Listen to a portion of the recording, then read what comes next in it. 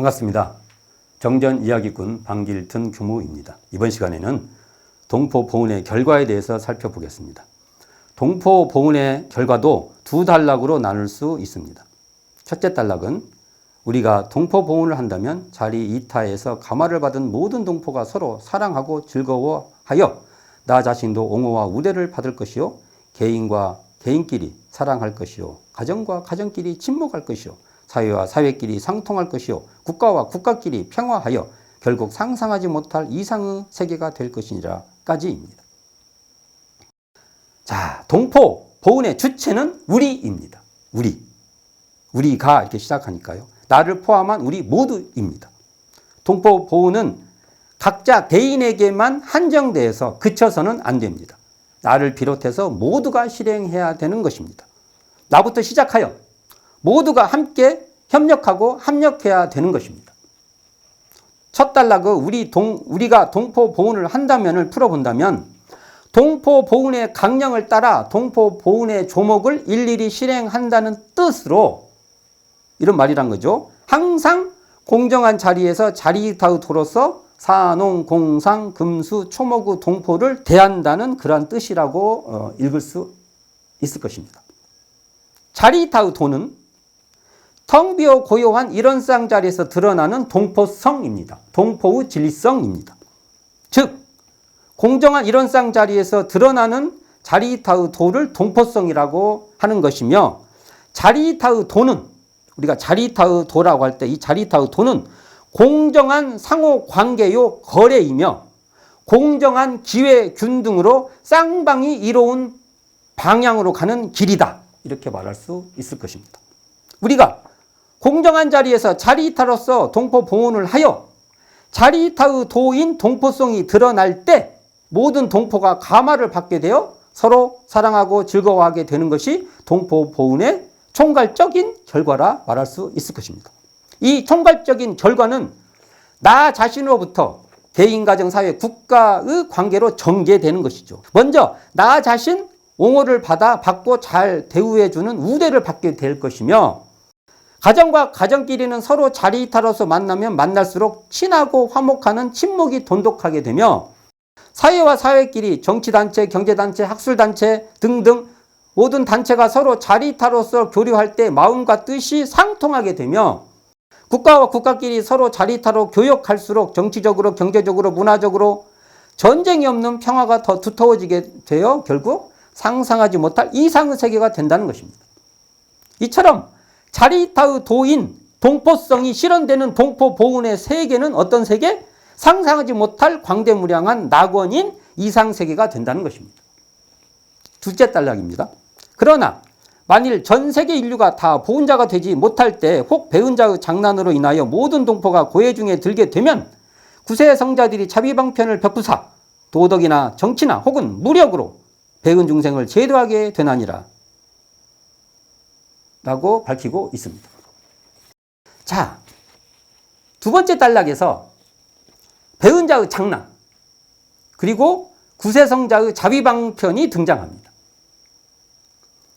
만일 전 세계 인류가 다 보훈자가 되지 못할 때 이 대목에서 다라는 표현은 100% 전부를 뜻하는 게 아니고요, 배은자의 세력이 보훈자의 세력을 압도할 때를 말하는 것입니다. 지배해버려요. 그러니까 보훈자가 배은자에게 압제받는 상황입니다. 보훈자의 세력이 배은자의 세력에게 끌려다녀 리드치 못하고 주권을 잃어버릴 때를 뜻하는 것이죠. 그러니까 배은자들이 전적으로 주도권을 행사할 때인 겁니다. 그냥 배은자들이 캡틴이에요.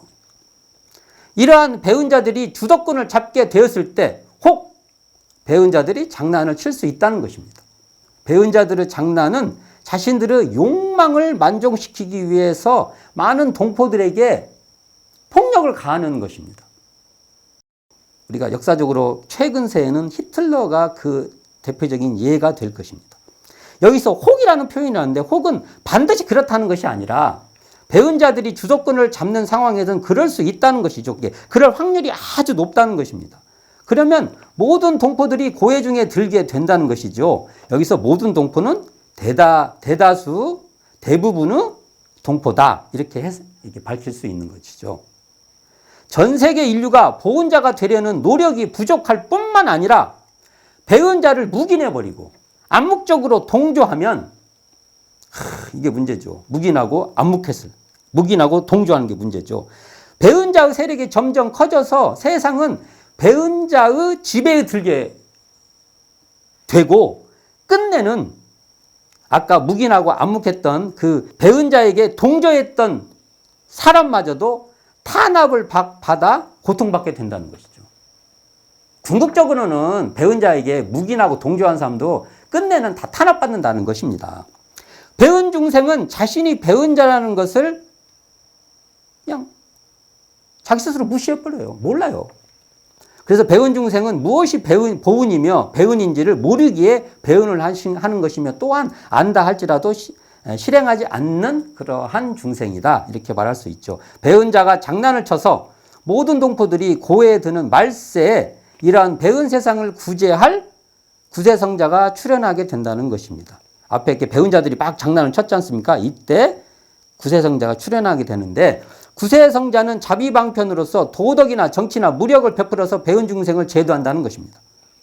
무엇으로요? 도덕, 정치, 무력. 그러니까 정치나 무력의 경우에는 어떤 경우가 있냐면 프랑스 혁명이나 동학 농민혁명 같은 그런 많은 리더들이 등장하게 되는 것이죠. 그리고 그 많은 생명들이 함께 그것을 바꾸려고 했던 것이라고 말할 수 있다 하면 무력의 경우는 주나라의 무왕, 하은주 할 때 그 주나라 무왕이 대표적으로 무력으로 했다고 말할 수 있죠. 이 내용이 대종경 인도품 58장에 등장합니다. 대종사 하루는 주의 무왕이 자기의 천자인 주를 치고 천하를 평정한 후에 스스로 천자가 된 데에 대하여 말씀하시기를 나는 무왕의 경우를 당하면 백성의 원을 쫓아 주를 치는 일은 부득이 행하려니와 그 위는 다른 어진이에게 사양하겠노라. 그러나 어진이가 없거나 그 위를 사양하여도 천하 사람들이 듣지 아니할 때는 또한 어쩔 수 없나니라. 이 말씀을 보면 무왕의 무력을 동포 보훈으로 인정한 말씀이죠. 자, 도덕으로 자비방편을 사용한 경우는 어느 경우가 석가모니, 예수를 비롯한 성자들이죠. 그리고 이 말씀의 핵심은 사실은 동포운에서 나오는 이 말씀의 핵심은 소태산 대종사의 교법이 바로 도덕으로 이 자비방편을 베푸셨다. 이 말씀이겠죠. 이 말은 풀어보면 이렇게 됩니다. 과거 물질문명 시대에 소태산 대종사가 도덕으로서 우리를 구하려 오셨다. 이렇게 말할 수 있는 거죠. 이것이 이 말씀이 정산용사 법어 기원편 17장에 등장하는데요. 옛날 영산회상이 열린 후 정법과 상법을 지내고 계법 시대에 들어와서 바른도가 행하지 못하고 삿된 법이 세상에 편만하며 정신이 세력을 잃고 물질이 천하를 지배하여 생명의 고해가 날로 증심하였나니 이것이 곧 이 말이 중요합니다. 구주이신 대종사께서 다시 이 세상에 출현하게 된 기원이다. 자, 이 말씀은요. 소태산 대종사는 바로 과학의 물질 문명이 발달되는 시대에 정신의 세력이 쇠약해져 고통받는 생명들의 고뇌를 책임지겠다. 한번 당신이 깨달은 이 법으로 이것을 해소해 내겠다. 그래서 고해 중생에서 건져보겠다. 나는 그러한 성자다. 이런 말씀으로 읽을 수 있을 것입니다. 이처럼 세계 인류가 보훈자가 되지 못하고 배은자의 장난으로 동포들이 고해증에 들게 되면 구세 성자들이 무엇로요? 첫째, 도덕. 둘째, 정치. 셋째, 무력으로 자비방편을 베풀어서 배은 중생을 제도하는 은혜를 준다는 것입니다. 그러나 구세성자리 나온다는 것은요. 배은 말세이기 때문에 한편으로는 고마우면서도 한편으로는 우리가 안타까운 것입니다. 우리는 동포보훈의 결과의 첫 단락처럼 동포보훈을 실행하여 구세성자들이 출현하지 않아도 되는 보훈세계를 건설해야 되는 것이 우리의 첫째 일이라고 저는 생각을 합니다. 동포보훈의 세계는 동포의 생명권, 동포의 인권, 동포의 물권 등을 다 존중하는 세계 은덕이라고 볼 수 있습니다. 오늘은 동포보훈의 결과에 대해서 살펴보았습니다.